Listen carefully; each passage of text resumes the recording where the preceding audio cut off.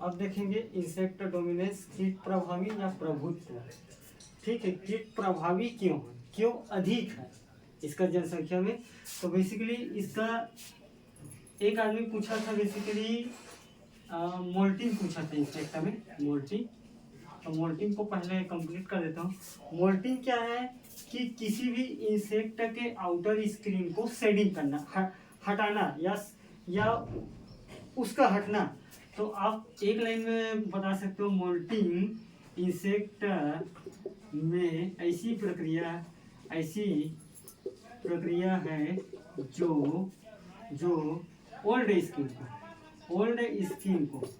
Old skin को insect shading करता है। शेडिंग मतलब गिराते हैं, हटाते हैं। शेडिंग मतलब हटाना, ठीक से शेडिंग करते हैं, उसे मोल्टिंग कहते हैं। इसको हटाना, ये पुराने झिल्ली से लेयर को, उसे मोल्टिंग कहते हैं। बात समझ में आया मोल्टिंग का मतलब। और यहाँ इस प्रक्रिया को एक्डायोसोन बोलते हैं, ठीक। तथा इस प्रक्रिया को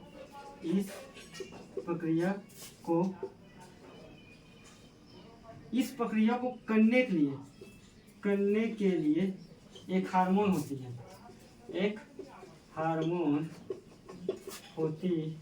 उसे बोलते हैं एक्डायोसोन हार्मोन, ठीक। और इस कंप्लीट प्रक्रिया को बोलते हैं एक्डायोसिस, और कंप्लीट प्रक्रिया को बोलते हैं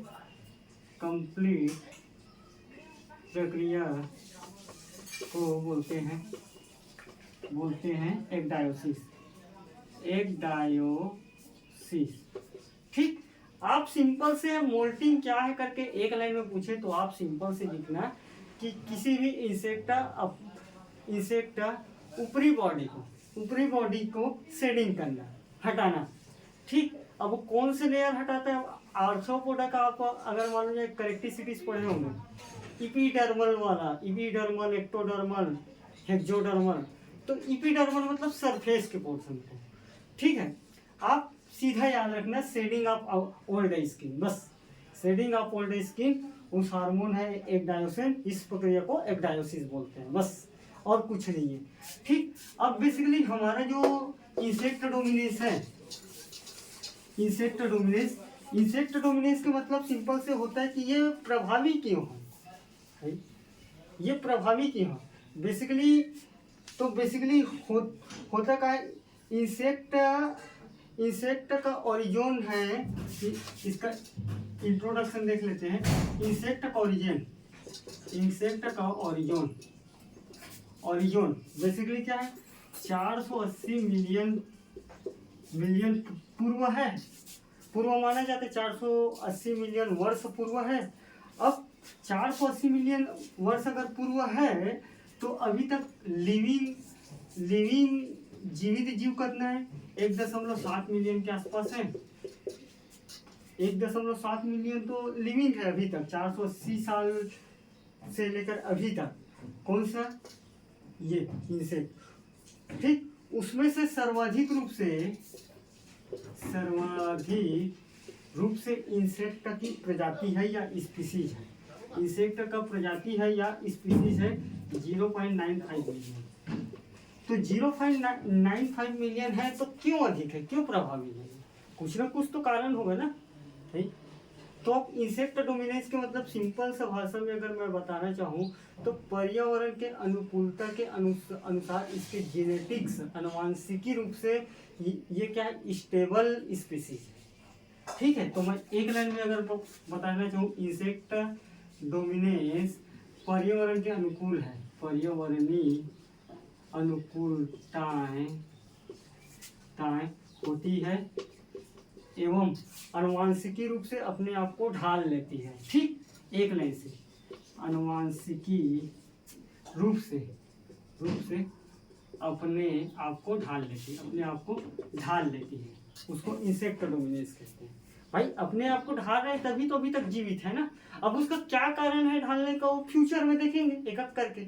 साइज छोटा होगा, इसका हेक्सोस्केलेटन क्या चीज से बना होगा, इसमें क्या क्या फ्यूचर पाया जा रहा होगा, इंसेक्ट डोमिनेंस से रिलेटेड। बाकी इंसेक्ट डोमिनेंस के कॉन्सेप्ट से तो यही नहीं कर रहे हैं ना, पर्यावरण की अनुकूलताएं है तभी तो जीवित है कि नहीं है, कॉन्सेप्ट से नहीं कर रहे हैं ना। आप सीखो ना कॉन्सेप्ट, पढ़ने की क्या जरूरत है भाई। अगर इंसेक्ट का अगर ओरिजिन मानोगे तो 480 मिलियन पहले का है, उसमें से अभी तक 1.7 मिलियन जीव जंतु के स्पीसीज पाया जा रहा है, उसमें से सर्वाधिक रूप से तो ही इंसेक्ट है ना। तो क्यों अधिक है?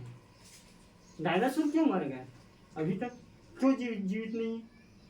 वो तो इससे बड़ा जीव है, तो उसको तो जीवित रहना चाहिए, फिर भी इंसेक्ट क्यों जीवित भाई? इसी कारण बोलते हैं पर्यावरण की अनुकूलताएं होती हैं इंसेक्ट एवं अनुवांशिक रूप से अपने आप को ढालने की कैपेसिटी रहते हैं। ठीक, तो यहाँ तक अब इसका फ्यूचर देख लेंगे पॉइंट। सबसे पहले इंसेक्ट डोमिनेंस के फ्यूचर मतलब क्या क्या फ्यूचर है। सबसे पहले फ्यूचर में आता है संरचनात्मक परफेक्शन बोलते हैं। परफेक्शन, इंसेक्ट की बॉडी सभी दशाएं के प्रति अनुकूलताएं पाई जाती है। ठीक, तो आप एक लाइन में लिखो कि इंसेक्ट की, ये आई मतलब इंसेक्ट की बॉडी सभी दशाएं मतलब सब चीज आ जाएगा, पर्यावरण, ह्यूमिडिटी, लाइट, टेम्परेचर, दुनियादारी, सभी के दशाएं के प्रति इंसेक्ट की बॉडी अनुकूल होती है तभी तो संरचनात्मक उसकी बनावट ठीक है ना, है तभी तो प्रभावी है। ठीक, अनुकूलताएं होती है तभी इंसेक्ट डोमिनेंस है। इंसेक्ट डोमिनेंस के मतलब मैं क्या बताऊं, अनुकूलताएं होती है, किस क्या होती है? संरचनात्मक परफेक्शन होती है भाई। अगर तुम कॉलेज में जा रहे हो तो कॉलेज के प्रति तुम्हारे अनुकूलताएं है ना, तुम्हारा परफेक्शन है पढ़ने के। भले आप नहीं पढ़ रहे, बाकी परफेक्शन तो है ना, आपके अंदर क्वालिटी है पीएचडी निकालने का, बाकी में तो नहीं है क्वालिटी। तो ये वैसी है, ये जिंदा रहने के लिए, अपने आप को प्रभावी करने के लिए इस तरीका से इसका बॉडी है। ठीक, दूसरा है स्मॉल साइज है। स्मॉल साइज का मतलब इंसेक्ट का साइज छोटा है तो कहीं भी रह सकता है। तो क्या अनुकूलताएं हुई कि नहीं हुई? जगह तो ऐसा नहीं चाहिए कि घर बना के 4 मंजिल में रहो, आपको फ्रिज चाहिए, लैपटॉप चाहिए, कैमरा चाहिए, हर चीज चाहिए। तो हमको तो उतना ही मिल रहा है, फिर भी हमको तो पढ़ने में दिक्कत आ रही है। तो क्यों दिक्कत आ रही है? बाकी इसको रहने में दिक्कत नहीं आ रही, तभी तो ये प्रभावी है ना। प्रभावी के मतलब अधिक क्या है? अधिक है। ठीक, साथ ही साथ इसके स्मॉल साइज है तो इसके लिए आवास का कम जगह चाहिए, आवास कम जगह चाहिए। ठीक है, सबसे पहले पॉइंट स्मॉल साइज में। ठीक, साथ ही साथ इसको फूड कम चाहिए, फूड के साथ साथ न्यूट्रिएंट कम चाहिए, न्यूट्रिएंट के साथ साथ इसको क्या चाहिए? छोटे से प्लेस चाहिए, जगह चाहिए रहने के लिए, जगह चाहिए। कोई खास प्रबंधन की आवश्यकता नहीं होती, कोई खास प्रबंधन की आवश्यकता नहीं होती। तो स्मॉल साइज आप याद रखना, बाकी अपने हिसाब से सोचना वह क्या है, क्यों है डोमिनेंस। पहले संरचनात्मक परफेक्शन चाहिए, स्मॉल साइज है। ठीक, अब बेसिकली एक लाइन कहा जाता है कि जिसका जितना मस्कुलर वेट साइज अगर कम रहता है उतना ही परफेक्शन रहता है। तो आप नीचे में लिखो कि इंसेक्ट की बॉडी स्मॉल होती है, इसी कारण मस्कुलर वेट बेस्ट होती है। इसी कारण ये इसकी खास बात है। इसी कारण मस्कुलर मतलब मसल वाला जी, मस्कुलर बॉडी बेस्ट होती है कहीं भी सरवाइव करने के लिए। ठीक, तो सरवाइव करने के लिए जितना कम छोटा बॉडी चाहिए किसी भी जीव जंतु, उतना ही बेस्ट माना जाता है। चींटी, अब देख लो मस्कुलर वेट कितना है और कैसे जीवित रहता है, यही कारण है, इसी कारण डोमिनेंस है। तीसरा है हेक्सोस्केलेटन। हेक्सोस्केलेटन मतलब उसका कंकाल बना क्या चीज से इंसेक्ट है। ठीक, तो तीसरा फ्यूचर में लिखना एक्सोस्केलेटन जो बना क्या चीज से है। बेसिकली इंसेक्ट का बॉडी काइटिन से बना रहता है। अब काइटिन से फंजी भी बना रहता है।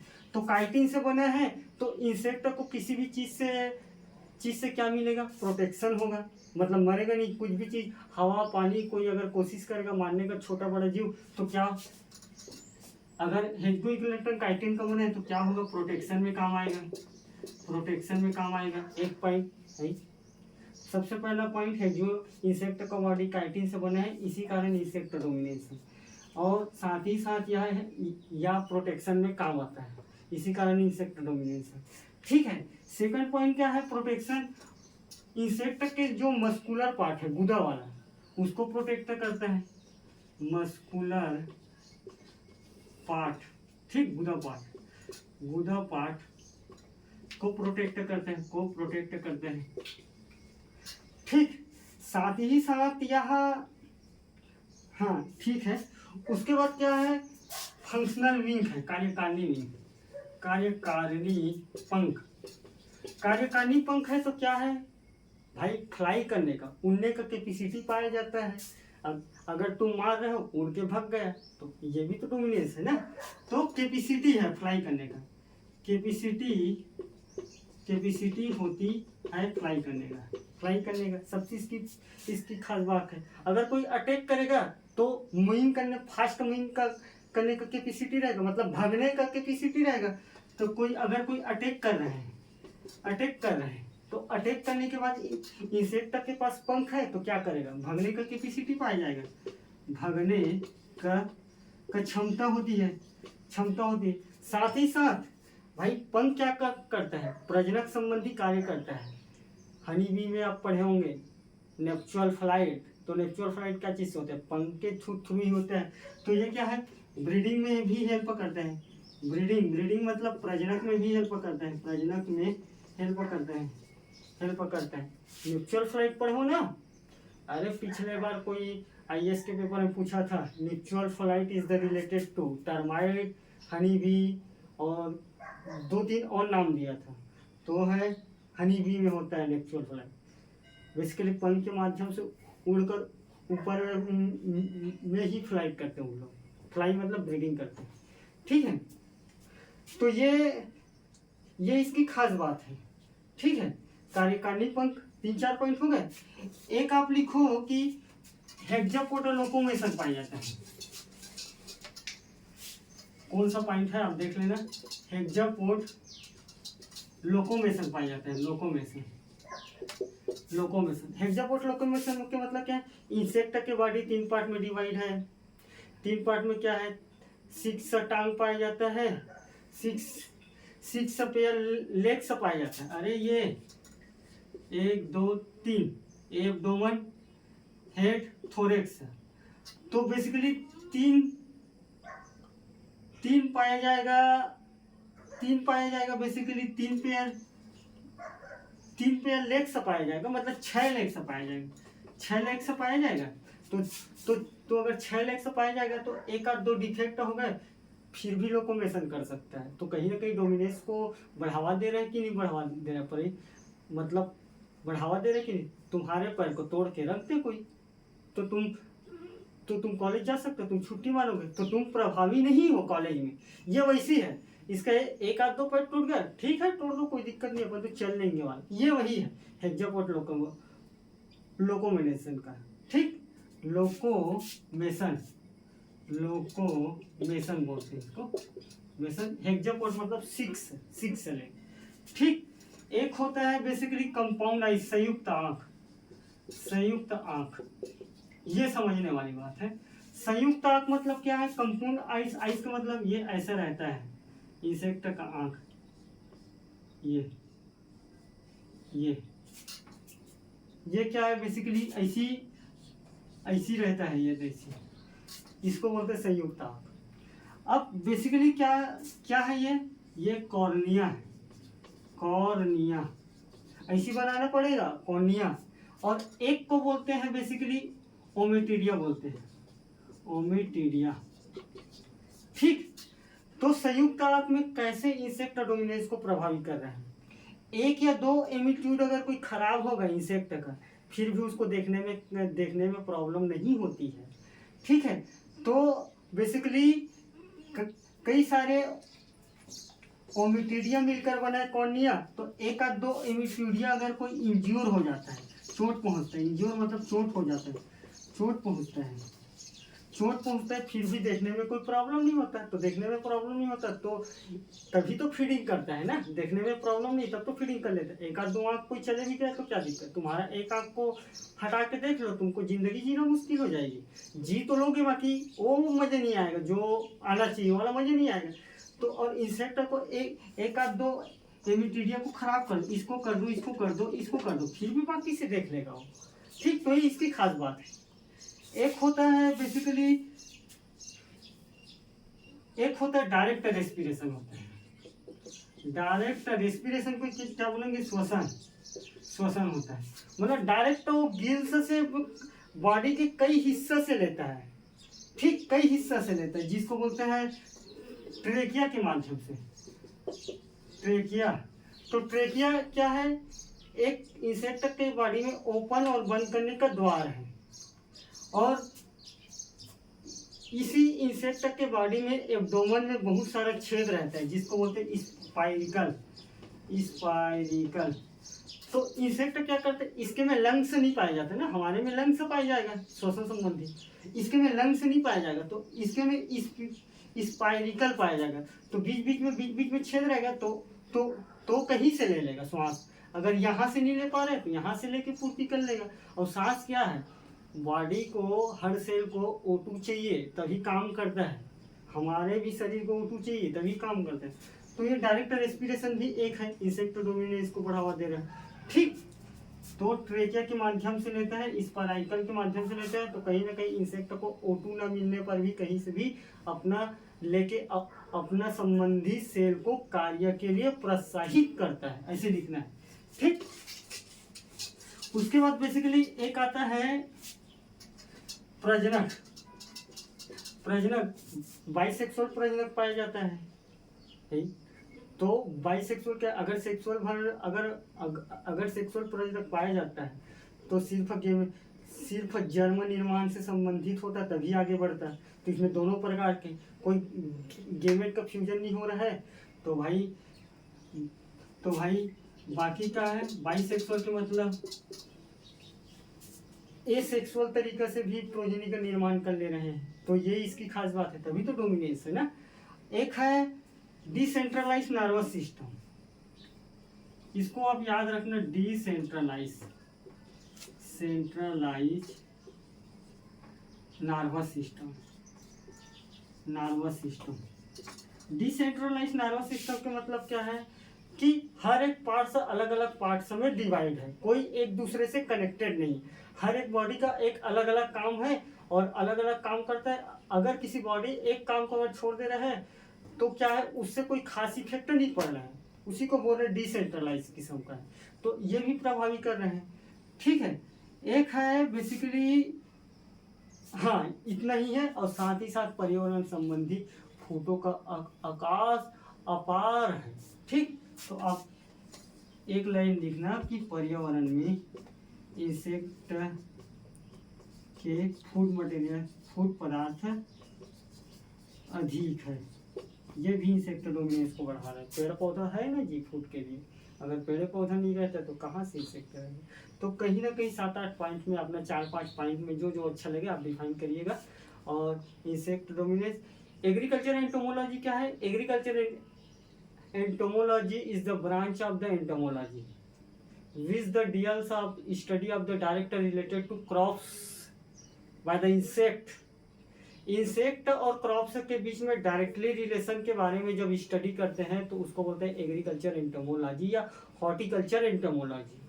ठीक है, horticulture, agriculture entomology both are the same terminology, same definition.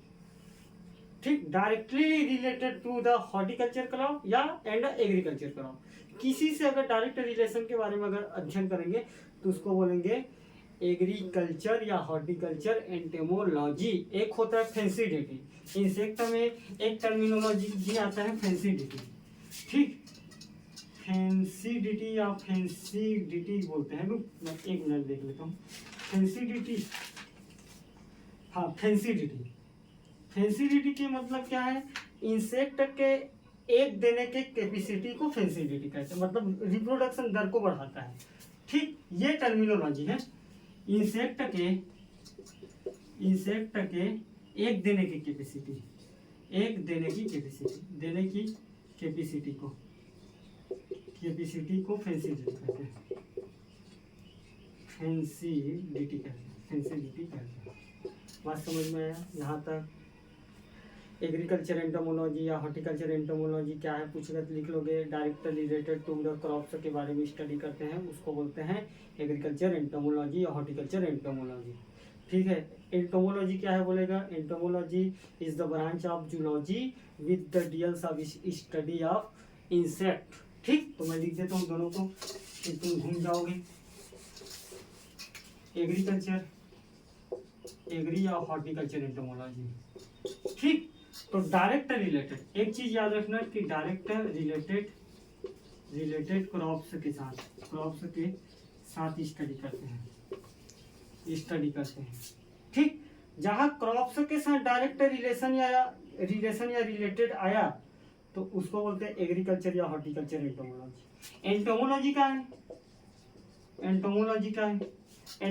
का है ब्रांच किसका है? एंटोमोलॉजी ब्रांच ऑफ जूलॉजी का है। ब्रांच ऑफ जूलॉजी का एक शाखा है। ठीक, जूलॉजी का एक शाखा है जिसमें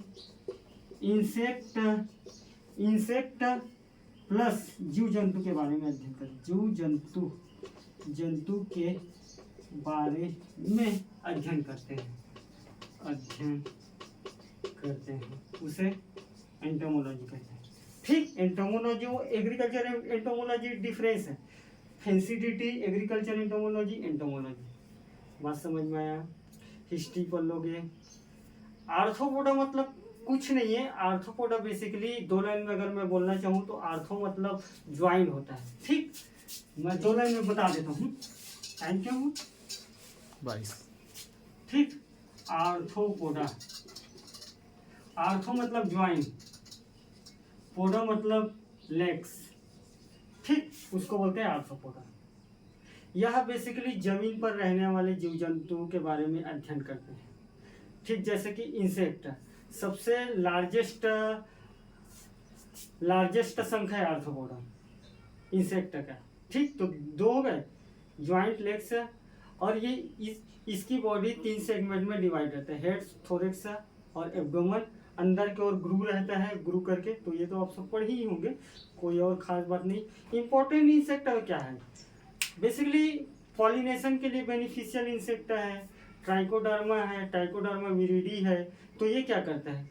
एंटेमोफेगस इंसेक्ट है जो बेसिकली हानिकारक इंसेक्ट को खाता है, कुछ इंसेक्ट। तो ये क्या है? 4-5 बेनिफिशियल है, स्कोप है इसी कारण इसका। ठीक, तो बाकी अपन देखते हैं, टाइम रहेगा तो।